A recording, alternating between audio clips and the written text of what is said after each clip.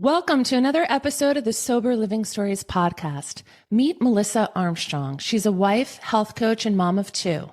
Melissa faced significant childhood and young adult trauma, leading her to explore later in life natural medicine and somatic healing.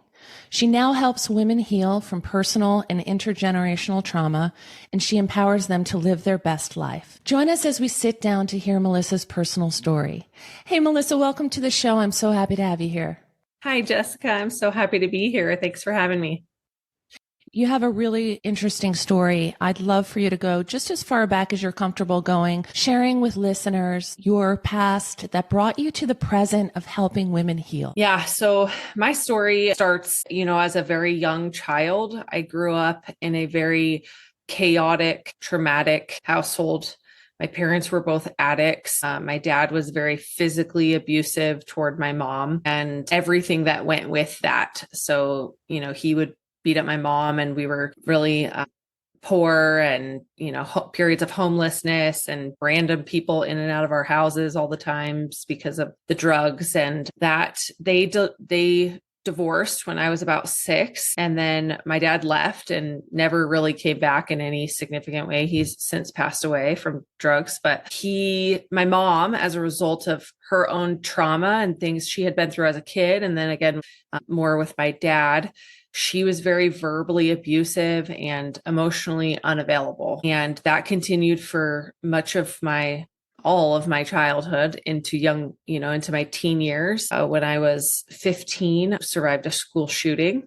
And then when I was 18, my brother was killed in an accident right in front of me. And so I already had this huge burden of mental health issues and anxiety. And I remember being really, really young. I have a 4-year-old myself right now. I remember being his age or even younger and having anxiety. I didn't know what that was, but I remember that feeling. Yeah. And so from the period of time from, the time that I was about 18 when my brother died until well into my 20s, I was very, very unwell. Physically, mentally, emotionally, spiritually, all of it. I had severe anxiety, depression, panic, insomnia. The panic was the worst of all of it. I couldn't function. I couldn't go to the store. I had panic attacks daily. And I was just really unwell. Eventually that kind of evolved into, I started to manifest a lot of physical symptoms. So I had a lot of GI issues. I had skin issues. I had migraines. I already said I had insomnia. I didn't sleep. I slept horribly in my early 20s, if I slept at all. There was days where I didn't sleep because the panic was so bad. And yeah, when my brother died, I also made the decision at that time that I wanted to be a nurse because the nurses had helped him and our family and, so much. And ultimately he passed away, but they were just angels on earth. And I wanted to help people. And I kind of always knew that I would be in medicine. I think I was born to be a healer with my story. So I, at that time, declared nursing as my major, started going toward that. And I really don't know how I got through it because I was so unwell, but I did. And then when I was about 24 was the first time that I actually that was really where my healing journey started. My now husband, then boyfriend, suggested that I try meditation. He said to me one time, and at the end of a panic attack, you're just so up here all the time. If you could just calm yourself down, sometimes I feel like you would just be so much better and so much happier. Have you ever tried meditation? And so I went, oh, wow. No, let me try that. I don't know why I was able to, but I was. And that's kind of the beginning of the healing. And that really made me realize I had just become a nurse. And then all of a sudden I realized oh, wow. In traditional medicine, from the time that I was 18 to 24, I was going to the doctor pretty frequently. I was on antidepressants. I was on sleeping pills. I was on steroids. I would wake up covered head to toe in rash, go to the doctor, and they'd be like, yeah, we don't know. Here's a steroid. And then it would happen again in 2 months, and they just give me another steroid. They wouldn't actually, I kept asking but why is this happening? What is this? Nobody could tell me. So I feel like I was, kind of failed in that way. And then come to, 24, I start meditating. I realized all of a sudden I was like, oh boy, I can calm my mind down. Like, this is incredible. Why has nobody ever told me about this? And then I started consuming a lot of that information and just like Sure. researching, like, what is meditation? Why does meditation work? What is, somatic release? What is neuroplasticity? How are the mind and the body connected? And it just kind of evolved from there to where I am now, 15 years later. Yeah. So I think listeners can definitely relate to perhaps maybe growing up with alcoholic or addicted parents or being in that themselves, and having transitional people come in and out of the home and what that does to your security and where you're experiencing that anxiety and the domestic abuse, of course. And also, school shootings have been such a prevalent thing in the past years that, it's a real fear of a lot of people. So when you were 15 when that happened, what's the residual impact of that being a survivor of a school shooting? And then, Yeah, I think now I've done a ton of healing. So I feel, you know, strangely like okay with it, if that's the right word. But there was a long period of time after that where I had like complex post-traumatic stress disorder, and like to the point where when I would hear a loud sound, like I would drop to the ground and curl up in a ball and really, yeah. Oftentimes you cry. think of the victims that lost their lives, right? But I mean, every single person in that building is affected from that, obviously. It's taken me a long time to heal through that sort of like jumpiness that I was diagnosed with post-traumatic stress right after that happened. And then that was like one of the hardest parts for me to deal with, was that panic and that like that stress response that would come over my body that I was not able to control if anything in my environment even remotely resembled danger, particularly those loud noises. So like a car door slamming would literally put me into a panic attack because it was just loud. And if I wasn't, especially if I was if it was unexpected, I think now like the residual is obviously like it hurts my heart to like go back to that place and remember those details. But I feel like that's like the extent of it, I feel like that's part of my journey. It happened to me, but I don't own it. It's a part of me, but it's not my story. It's not my whole story. Yeah. That's interesting that you say that, because in healing, when you can say something out loud too is very powerful, because that essentially means that you have come to a different place in it, that you can actually speak it. And then I really love what you just said, because, within my own healing, I have healed certain things, but when I do return to them in my mind, there is that pull on my heart, but it's not an ownership, like you just said. And so I think what you just said to me and to listeners is that it's okay to have that pull. It was something that did take place in your life, but it doesn't own your identity anymore. And that's very powerful, and it gives permission to have that heart pull and to be like, wait, am I not healed from that? No, it's just in a different place. And so too, with your brother's accident, that was probably unbelievably tragic for you and your family. And so you chose to be a nurse as an outcome to that, and a healer, which changed the trajectory of your career path. So if you could talk a little bit about when you began your nursing. A lot of people go into Western medicine and they find answers, and a lot of people don't, and yours resulting in physical symptoms, like they came out in your body. Like that happens all the time. Like with stress, it results in a physical response, and people are treating the physical responses without treating the stress. Can you talk to that?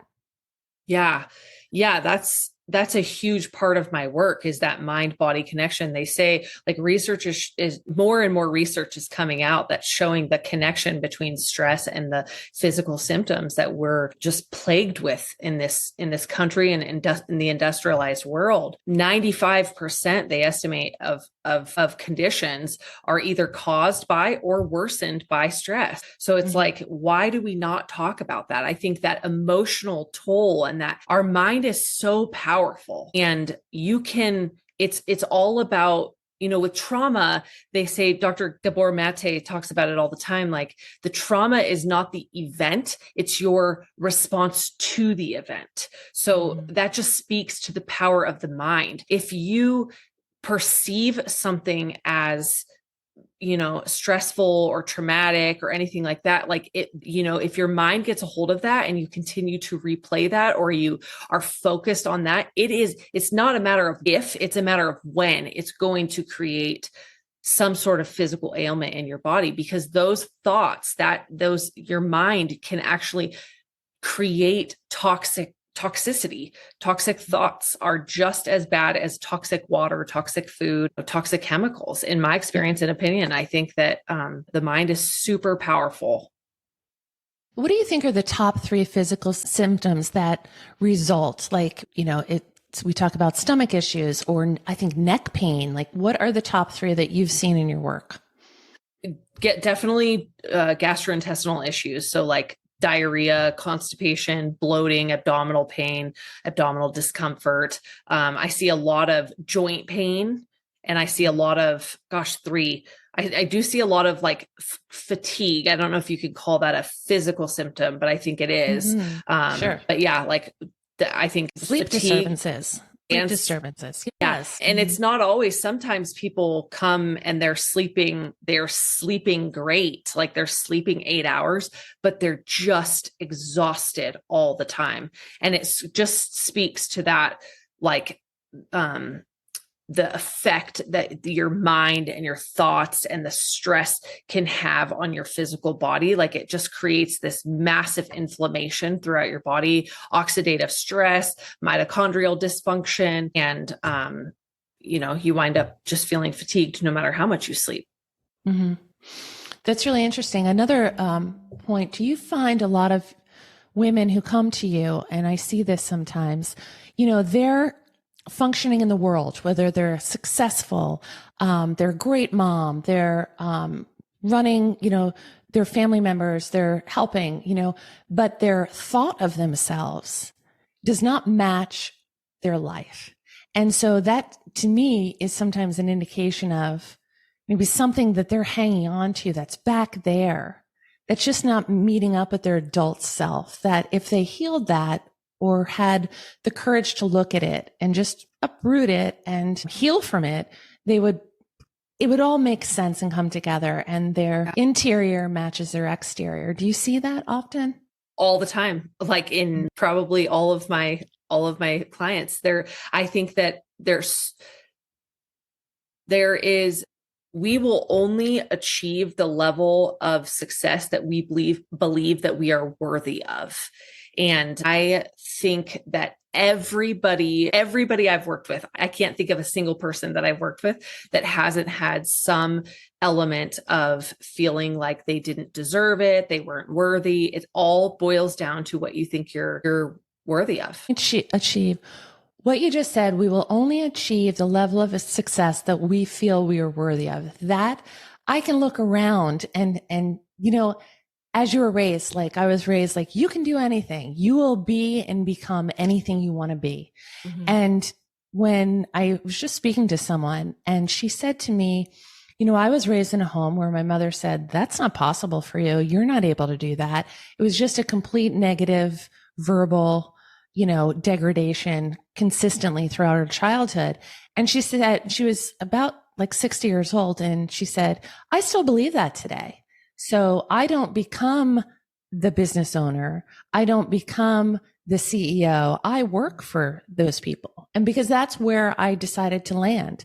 And so I thought, wow, that was really interesting to me. What she was listening to and hearing as a child just became her reality as an adult. Yeah. And I thought, I wonder if people can change that for themselves. And I believe they can. And that's too. a large part of the work that you do, which is so important because we all deserve to be exactly whoever we want to be. And we can, unattach ourselves from the systems in which we learned a message that wasn't our truth, but maybe somebody else's. 100%.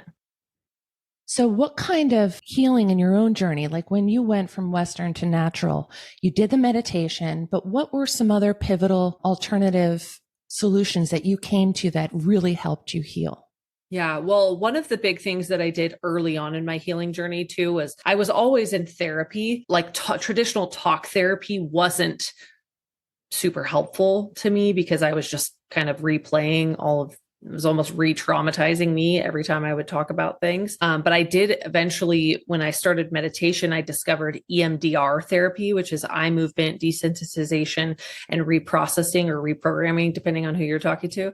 I did that for a couple of years early on in that journey, and that helped me. Dr. Mary Catherine McDonald has this really great analogy about trauma, and she has a new book out. Gosh, the name escapes me right now, but Dr. Mary Catherine McDonald, look her up. She's got a great book. She talks about, your brain is like a filing cabinet, and you have all of these files that are different memories, and you have these little guys working in your file room. And anytime something happens, these little guys take the file and they put the little, label on it that labels like, oh, this is funny, or this, putting little indicators so your brain can pull those files out when you need to recall those memories. And something about trauma, for some reason, all of a sudden, all of those guys go take a break.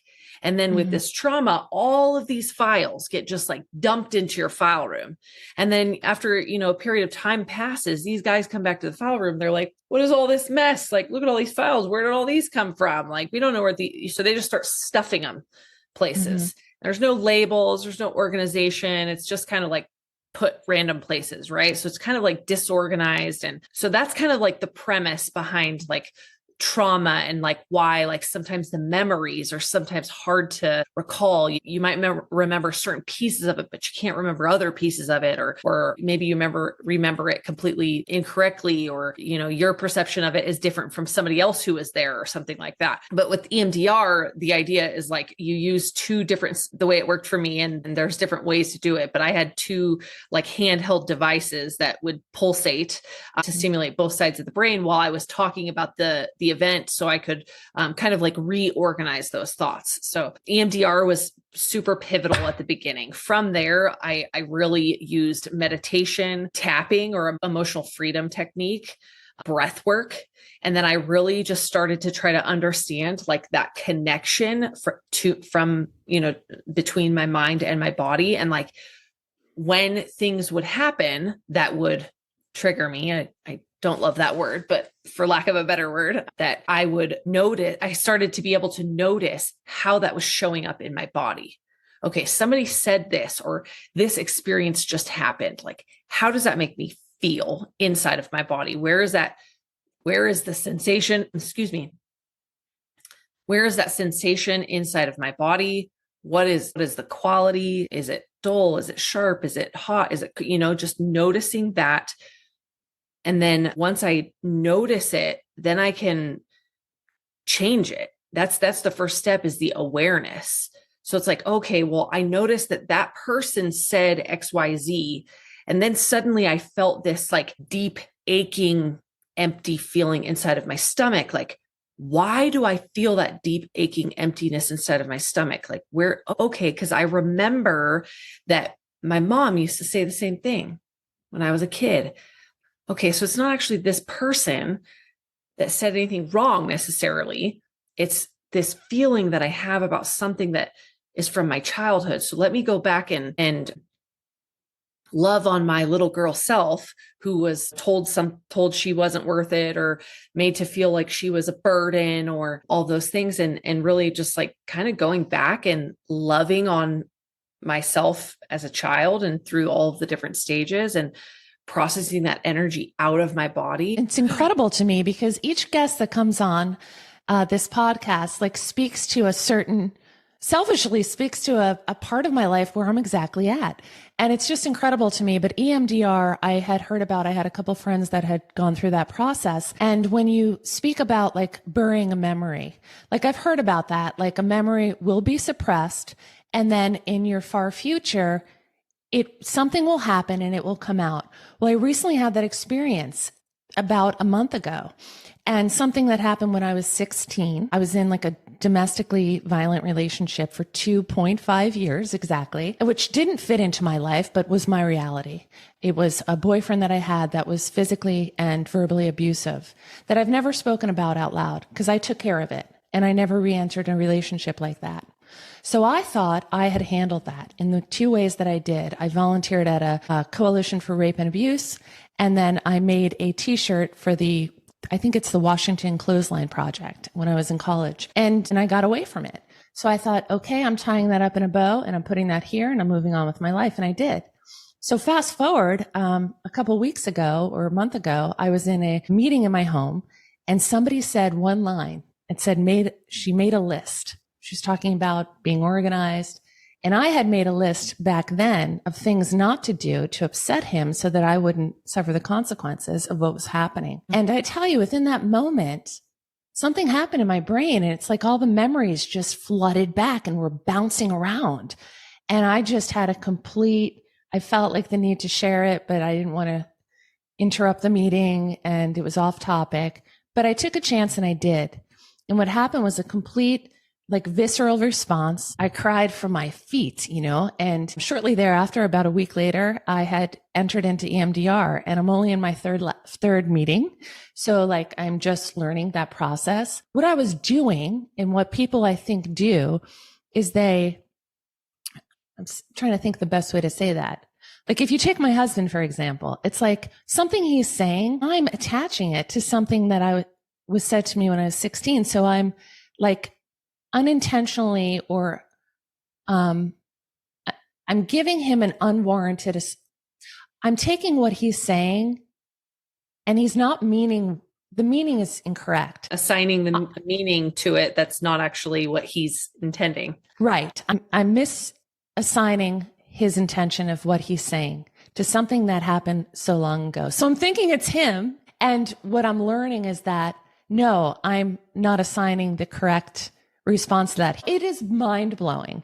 Yeah. And it was like a true gift given to me that day, even though of course it's difficult to go through in a sense. It's a gift because the freedom that comes from that. Yes. The increase in love that's going to be in my marriage. We're just so excited. It's like, wow, that it no longer is going to be part of my, I'm not going to own that anymore. I'm going to be able to feel that heart tug, but I'm not going to own it. And it's not going to hijack my current relationship. I would have never in 1,000 years thought that was still an issue within my body. And it absolutely was. So I had that experience. So I'm glad that you brought up EMDR. It's certainly a different type of therapy that really realigns your brain. Talked about brain neuroplasticity. Could you speak to that a little bit? What kind of healing did you do in realigning that? As far after EMDR? So neuroplasticity, Dr. Caroline Leaf does her life's work is based in neuroplasticity. And that idea is just that your brain is actually there's been so much in the past, in the past, medicine really looked at your brain is static. The neurons are there. They can't be reformed, reshaped, reconnected. And her research has really proven otherwise, that your brain is actually very, very capable of rewiring. And it just takes some intentional focus to get those neurons rewired, to, attribute something that your husband said to what he actually means rather than something from, 20 years ago. So that's the whole philosophy, or the whole, all the research behind neuroplasticity is just showing or talking about the possibility and the capability of the brain to rewire itself. There wasn't things that I specifically did outside of what I've already talked about, but all of those things that I've done have helped me be able to rewire my brain and reconnect those memories, heal from that trauma, let that emotion,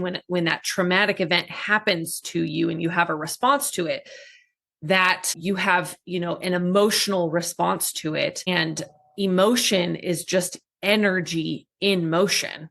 So you think like we're all energy. Everything is energy, right? All of our cells, everything's moving and energy in our environment around us. And when you have that emotional response, you have that energy inside of you. You need to be able to process that energy, that emotion out of you. And yeah, that's really like part of the process and getting your brain to rewire. A lot of times people have negative self-talk. I have children that are 8, 11, and 18. And so that self-talk that they start their day with, Dr. Amen, do you know who he is? He does a lot of brain work as well. And he talks about hitting the ground and saying, I'm going to have a great day today every morning. I'm going to have a great day today, and it's like before you go to sleep, my kids say, God, I'm ready to go to sleep now. And sure enough, they all go to sleep. It's just like telling yourself something, and then that's the cutoff, and then that's what it is. And throughout the day, we can have negative self-talk, or we can start to reframe and retrain what we think about ourselves just by what we're saying to ourselves. And it's attainable by our own means. Like, it's not something we have to go get a prescription for, or we have to go see a doctor every week for. It's something, these little practices that we can do on a daily basis to help ourselves get to our best selves that we deserve to be at, And so let's talk a little bit about women getting to the best version of who they are. I think it'd be hard to find a female that hasn't gone through something, or a male, that it's hard to find anyone that hasn't gone through something, whether, when you talk about getting through a chaotic childhood filled with addiction, surviving a school shooting, and, observing and getting, having the tragedy of your brother pass away at 18, you have the life experience to have come out the other side of that. Who truly would anyone else want to have them heal? Is somebody who's gone through it themselves. I know with listeners that have gone through sobriety or addiction, the person that's going to help them is the person that lived that. They're going to understand exactly the feelings and the emotions, the behaviors, the necessary things that they're going to need to walk back into their new life. So I think that your work that you're doing, I mean, who better to help people heal than you? So what are you doing now, and who are you helping? Can you talk a little bit about your coaching and how it's helping people get to the best version of who they are?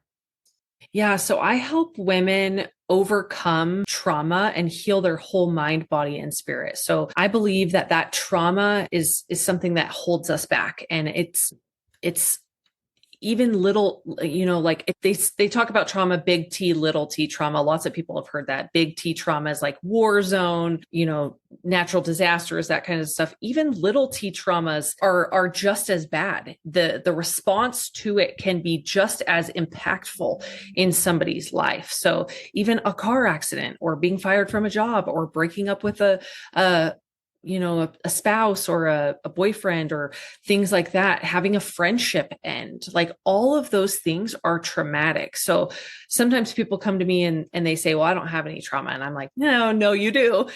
You just don't know it. You're just not, admitting it. But really helping people, because once you have that trauma, that really impacts, like you said, our self-talk, our belief about our own worth, our trauma responses. And when you have that negative self-talk, so much of what we live our lives, most people, in our subconscious, and that negative self-talk is just playing on repeat in the background. And so many people just aren't even aware of it. So that's the toxicity and the negative thoughts that I was speaking about earlier, is when you have that toxicity, have inflammation in your body as a result. And when you have inflammation and you have that toxicity, you feel worse. So you don't exercise, and then you don't eat good. And then you're not, doing things that are actually going to make your body to serve your body. You're doing things to get a dopamine hit, because sitting scrolling on Instagram or something like that is going to give you more dopamine than going for a walk, acutely. Yes. But once that dopamine wears off, you're going to feel even crappier in the long run. So like really helping people shift out of that, heal that trauma, recognize and become aware of their, thoughts, their self-worth, and really heal their whole mind, body, and spirit. I use a functional medicine approach. So I'm always looking at a root cause, meaning I use labs to assess like where the imbalances are in the body, so we can really target those imbalances and help restore that balance so the body returns to homeostasis, while working on all of the lifestyle, the mind stuff, somatic release, processing through that emotion. That's deep, deep work, but it's incredible. And the freedom that comes from it is just insane. Oh, the freedom is amazing. It's well worth it, because you're able to really live out your authentic self with others that you love. And so let's help listeners right now identify. I think this would be great, because I think we have a tremendous capacity to minimize, deny, and just undermine things that have happened to us. You talked about big T and little t. So I call them taglines. I just started, like I had a tagline for my 16-year-old self. The reason why I didn't revisit that and I tied it up in a little bow is because I said, well, he never broke a bone, so it's not worth talking about. Saying that out loud is slightly horrific, right? Like if anyone said that to me, I'd be like, excuse me, yeah, that's worth talking about. I went through the 2.5 years of abuse, but because he never broke my bone, it's not worth talking about. Wow. That's a huge, huge minimization of what took place for me. And I never allowed myself permission. Now I'm 51. I was 16 and it came back, because I felt like my belief and my faith is God. And I thought he's gifting me with this because he wants me to be clear of this for the next chapter. Right. So I am allowing myself now to know that tagline is worth looking at. So like for listeners, they can think, what are their taglines? What have they been telling themselves that's insignificant? What are they minimizing? Or what is their line that they say to themselves about a situation that happened to them that they're pushing down and just saying like doesn't really matter, when it really does? Yeah. Yeah. That is so powerful. Like just to identify that, because then they could start to be a little bit more aware that maybe it does count, because we think it doesn't, right? And it does. Everybody, not that I think work is hard, like looking back is hard for some people, or I don't want to do all that, or, but sometimes it just comes, and it comes because it's given to you as like a gift to like, hey, you don't have to carry this for another decade, let's clear you out. Yeah, I think that you're right. It is so hard to look back. And the problem is that we lead these like busy lives. People are like, I don't have time. That was insignificant. I need to just get over it. I don't have time to deal with it. It's really not, that big of a deal. Like you said, minimizing it, but our nervous systems are still holding on to that. And like our nervous system, people have to understand that your nervous system is literally designed to save your life. Like that's what it's for, is to save your life from danger, right? So like a tiger is there. What do? Fight, flight, freeze, So your nervous system equates safety with the familiar. Things that are unfamiliar are dangerous. So I once heard this, and I use it a lot in my practice, is the familiar hell versus the unfamiliar heaven. Because if your safety equals familiar. So your nervous system is always going to try to keep you safe by putting you in the familiar hell. Even if consciously, a lot of people don't know consciously, or they're not connecting the dots, but like, even if that familiar hell is actually disruptive to you, or not serving you, I should say, you're still going to go there, versus the unfamiliar heaven, because the unfamiliar heaven is unfamiliar, thus equals, not safe. Right. So like your nervous system is trying to save your life, but right. Exactly. push through that. And how many people are walking around using survival mechanisms that once kept them safe as a child or a young adult, and they're bringing it into their adult life where they don't need them anymore? Yeah. But they're coming up when you're unloading the dishwasher or you're, making dinner. You're using survival. We're not surviving anymore. Everything's safe. It's secure. We haven't shed those survival skills. And your body and your mind are still thinking like, okay, there's the danger is still there. Okay, there's still a tiger, but it's not a tiger. It's just the dishes or old or something, it's not a tiger. So like my response doesn't have to be the same, but awareness is the first step. That's just a gift to the rest of your life, Yeah, to reframe it, not as hard work, but just as a complete gift and absolute freedom so that you can live the life you were meant to live. Yeah. So, this has been a really informational, educational talk. I'm so grateful that you came on and shared your personal story too, so that people can relate. Can you let people know where they can find you and what services you offer? Yeah. So my website is holistichealthbymelissa.com.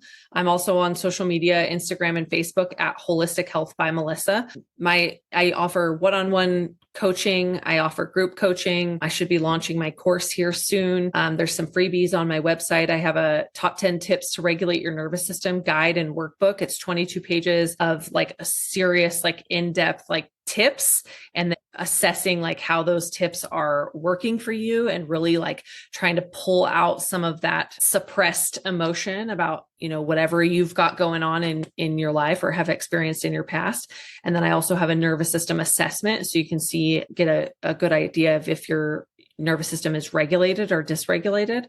And then obviously, like any questions, feel free to message me. I handle all my own emails and Instagram messages and all of that. So I just downloaded your quiz and also your workbook, and I'm going to put those two resources in the show notes along with all your contact information. So as we tie up the interview, I'd like to just ask you, I know that you live an alcohol-free life. So for listeners that are going toward that lifestyle, oftentimes this kind of work is the next step. Oftentimes when people get sober, they are in like new territory. And so they'll maybe seek out therapy to kind of, now that they're clear, their awareness is at a higher level, and they can start to make the connections of maybe why they chose to do what they did. And once they shed that bad habit, that's where they can come to therapy. That's where they can come to someone like you. And what would be the top benefits of that and how they can get started? Yeah. So I totally agree. Like when you're drinking alcohol or using, things to suppress your emotion, that's really what it is. It's a depressant. People tend to use that kind of as a crutch because they want to numb out. They don't want to feel. If they're not drinking, they feel these feelings that are like, okay, that's not comfortable. I don't want to feel that. Let me just have a drink because then it kind of goes away.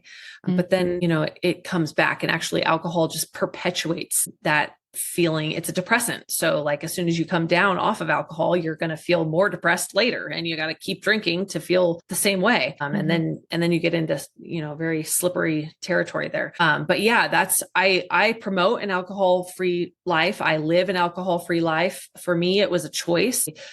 Actually listened to a podcast last year where Dan Martell was talking about his relationship with alcohol. He was an alcoholic for 10 years and said that I don't remember how long he was an alcoholic, or maybe he wasn't even an alcoholic, but he chose an alcohol-free life because he realized, wow, I use alcohol for everything. If I have a good day, I have alcohol. If I have a bad day, I have alcohol. If I'm bored, I have alcohol. If I'm celebrating, I have alcohol. If I'm upset, I have alcohol. And I went, oh my gosh, that is so true.